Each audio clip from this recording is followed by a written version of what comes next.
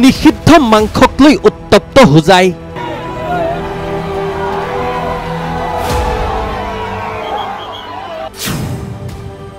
যতে ততে উদ্ধাৰ নিষিদ্ধ মাংস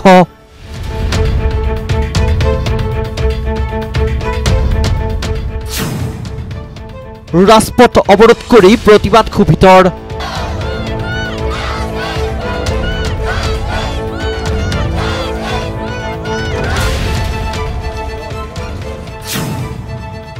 পৰিস্থিতি নিয়ন্ত্ৰণৰ বাবে আৰক্ষীৰ লাঠিচাৰ্জ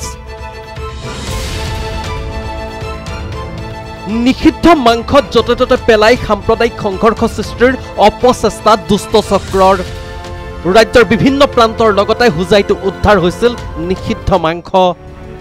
মন্দিৰ নামঘৰৰ সমীপত হিন্দু জনবসতিৰ অঞ্চলত দুৰ্বৃত্তই নিষিদ্ধ মাংস পেলাই থৈ গৈছিল